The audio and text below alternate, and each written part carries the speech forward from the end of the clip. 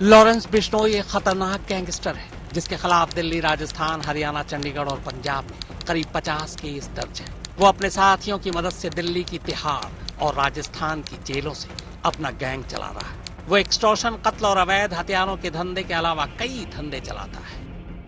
एक राज्य की पुलिस बाकायदा लिखित में अदालत के सामने ये खौलता हुआ सच बयान कर रही है। सच ये कि जो लॉरेंस बिश्नोई सिद्धू मूसेवाला के कत्ल का मास्टरमाइंड है, वो अपना गैंग कहीं और से नहीं बल्कि देश की सबसे सुरक्षित तिहाड़ जेल और राजस्थान की कुछ जेलों से चला रहा है।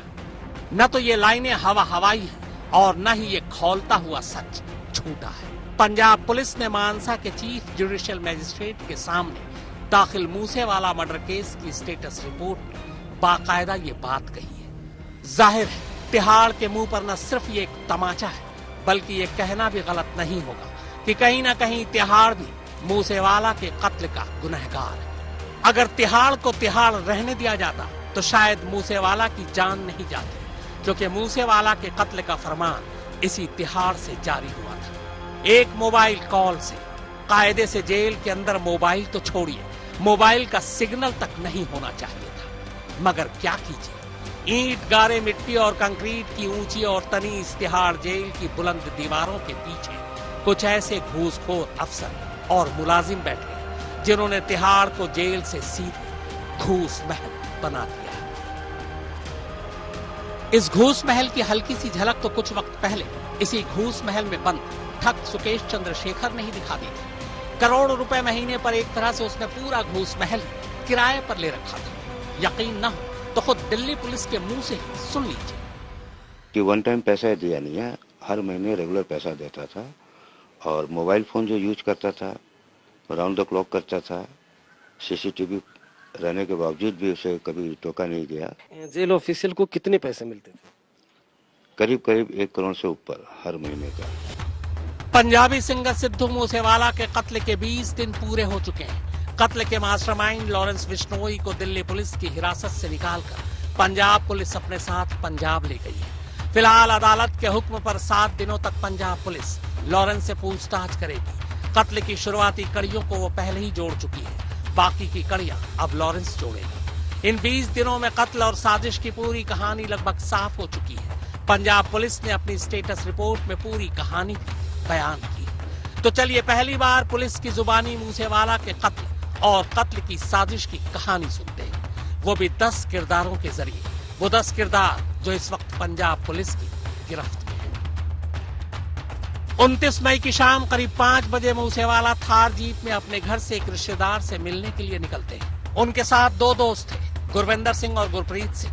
मूसेवाला को पंजाब पुलिस की सिक्योरिटी विंग की तरफ से 2 गनर मिले थे, कांस्टेबल विपनदीप सिंह और constable Baljinder Singh.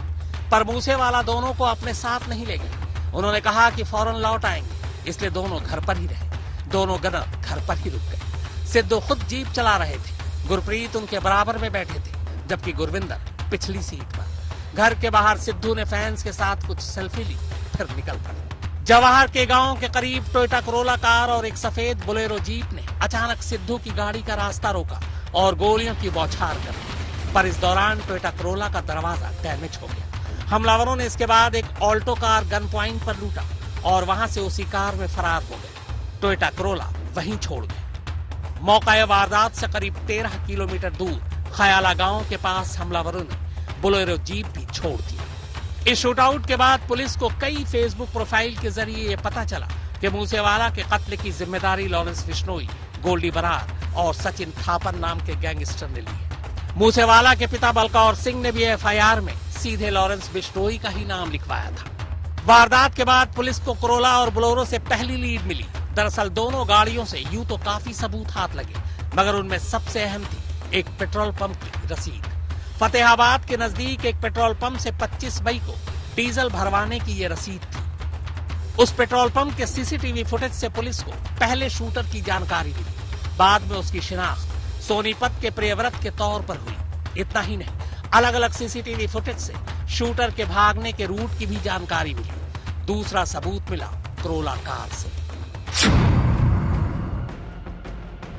Toyota Corolla car का कनेक्शन गैंगस्टर मनप्रीत सिंह उर्फ मन्ना से जोड़ रहा था। मन्ना इस साजिश की एक बेहद अहम कड़ी था। गोल्डी और लॉरेंस बिश्नोई का खास शूटरों के लिए 2 में से 1 गाड़ी का इंतजाम का जिम्मा मन्ना को सौंपा गया था। इसी के बाद मन्ना को, जो पहले से ही जेल में बंद था, पंजाब पुलिस गिरफ्तार कर बाहर लाई। मन्ना का रिश्तेदार है मनप्रीत भाऊ। मन्ना के कहने पर इसी ने करोला आगे 2 लोगों तक पहुंचाया। पंजाब पुलिस ने उत्तराखंड में चमौली से मनप्रीत भाऊ को पकड़ा। मनप्रीत भाऊ ने बताया कि उसने मन्ना के कहने पर करोला कार 2 लोगों को दिया था। मन्ना ने कार मनप्रीत को दी। मनप्रीत ने वही करोला गोल्डी बरार के कहने पर सराज मिंटू को दी। मिंटू ने आगे ये कार उन 2 शूटरों को दी जिन्होंने सिद्धू पर गोली चलाई थी। इसी साल जनवरी में गोल्डी बरार ने अपने कुछ गुर्गों को प्रभदीप सिद्धू के पास भेजा था। प्रभदीप ने शूटरों की मूसेवाला के घर की रैकी कराई और उनके ठहरने का इंतजाम कराया। गोल्डी बरार के कहने पर 2 अन्य शूटरों का इंतजाम मोनू डागर ने किया था। उसने सभी शूटरों को मिलाने का भी काम किया। पवन बिश्नोई ने हमले में इस्तेमाल दूसरी गाड़ी सफेद बुलेरो शूटर तक पहुंचाई और उनके छुपने का इंतजाम भी किया। पवन बिश्नोई के साथ मिलकर बुलेरो को पंजाब में शूटरों तक पहुंचाने का काम किया नसीब ने। संदीप सिंह उर्फ केकड़ा गोल्डी बरार और सचिन थापन के कहने पर 29 मई की शाम मूसेवाला के घर गया ताकि वो मूसेवाला की हर हरकत पर नजर रख सके और शूटरों को खबर दे सके। फैन बनकर पहुंचे केकड़ा ने मूसेवाला के साथ सेल्फी ली। फिर मूसेवाला की हर जानकारी, जैसे वो अकेले जा रहे, गनर नहीं, थार जीप का नंबर, सब कुछ शूटरों को बताया। केकड़ा उस वक्त कनाडा में लगातार गोल्डी बरार और सचिन थापर के संपर्क में था, वो भी वीडियो कॉल पर। चरणजीत सिंह ने शूटरों को हथियार पहुंचाए और गाड़ियों के जाली नंबर दिए। तिहाड़ से बैठकर मूसेवाला की मौत का फरमान जारी किया और गोल्डी बरार के जरिए शूट आउट को अंजाम दिया।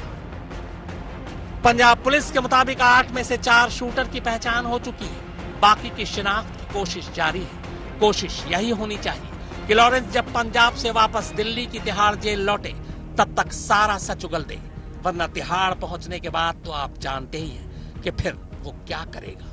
घूस महल में सब मुमकिन है।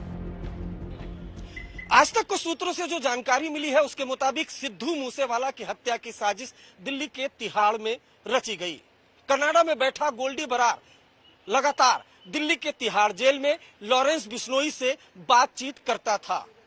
सूत्रों से मिली जानकारी के मुताबिक सिद्धू मूसेवाले की हत्या से ठीक 2 महीने पहले यानी मार्च 2022 तक तिहाड़ जेल में बंद लॉरेंस बिश्नोई लगातार गोल्डी बरार के संपर्क में था।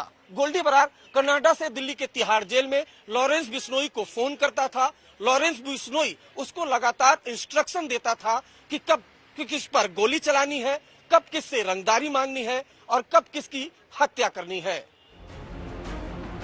सुप्रतीम बनर्जी, मनीषा झा और सुरभि तिवारी के साथ अरविंद ओझा, दिल्ली आज तक।